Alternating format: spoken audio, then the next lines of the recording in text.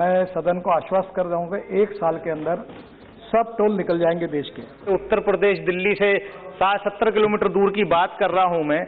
गढ़मुक्तेश्वर ब्रजघाट, जो पश्चिमी उत्तर प्रदेश का हरिद्वार कहते हैं, वहां पर म्युनिसिपैलिटी के बीच में टोल है, जो कि नहीं होना चाहिए। लोग सुबह आते जाते हैं, उनको टोल देना पड़ता है।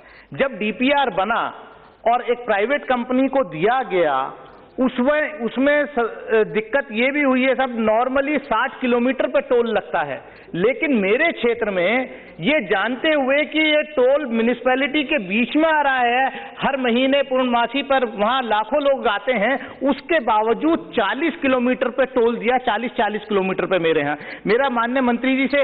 और एक जो गंगा के पुल पे ब्रजघाट पे गंगा के पुल की मरम्मत पिछले 4 साल से लगातार चल रही है। एक तरफ से बंद है रास्ता, सैकड़ों दुर्घटनाएं हुई हैं, और पता नहीं माननीय मंत्री जी इतने एफिशिएंट है। अधिकारियों ने जो जवाब दिया, मेरे को माननीय मंत्री जी का जवाब मिला 6 जून 2020 को कि वो दिसंबर तक पूरा हो जाएगा, 2020 तक। अभी फरवरी में मेरे को जवाब दिया है 4 फरवरी को कि वो पूर्ण कंप्लीट हो चुका है। लेकिन वास्तविक स्थिति ये है, अभी पिछले 8 तारीख को जब दिशा की बैठक मैंने ली, तो मुझे NHAI के PD ने बताया कि साहब कम से कम 6 महीने और लगेंगे, इस पर 35 करोड़ रुपया खर्च हो चुका है इसकी मरम्मत पर, लेकिन हमें अभी कुछ पता नहीं चल रहा। देख लेना माननीय मंत्री जी।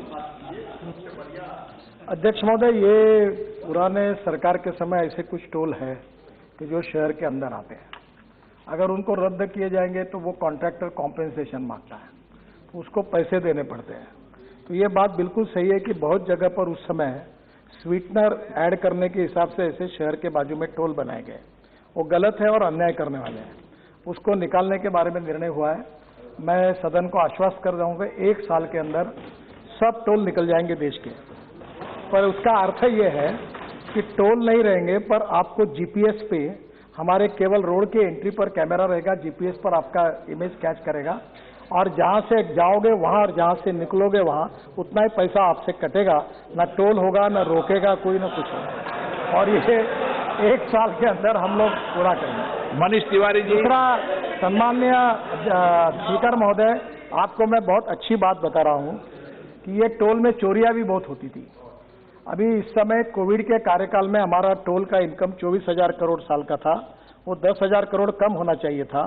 पर अध्यक्ष महाराज, हमने एक फास्ट ट्रैक लाया और 93% फास्ट ट्रैक अब लागू हो गया। अब 7% लोग हैं, वो ऐसे लोग हैं कि जो डबल टोल भर रहे पर फास्ट ट्रैक नहीं लगा रहे। हम फुकट में दे रहे तो भी नहीं लगा रहे।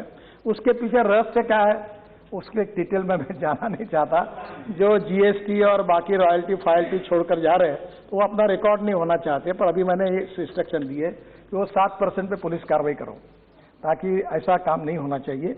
और दूसरी बात जो है कि इसके बाद टोल के बारे में आपको जीपीएस जो लगेगा, तो अभी नए गाड़ियों में लग कर आ रहा है, और पुरानी गाड़ियां जिसमें जीपीएस नहीं, वो हम अपने तरफ से फुकट में लगा देंगे, तो जीपीएस भी आपको लग जाएगा और अब इसमें कोई प्रॉब्लम नहीं आएगा और ये निकल जाएगा। सर, रही बात इन्होंने जो बताई है जिस ब्रिज की, उसकी मेरे पास अभी एग्जैक्ट जानकारी नहीं है, पर मैं आपको बुलाकर मैं एक बार वेरीफाई करूंगा। पर यह आपने इसके पहले भी एक बार लोकसभा में ये प्रश्न पूछा था, मुझे याद है 3 साल पहले पूछा था। हाँ, तो आप एक काम कर, यहाँ प्रश्न पूछने के बजाय आप एक आधे बार मेरे पास चाय पीने के लिए तो आ जाइए। मैं आपका प्रॉब्लम सॉल्व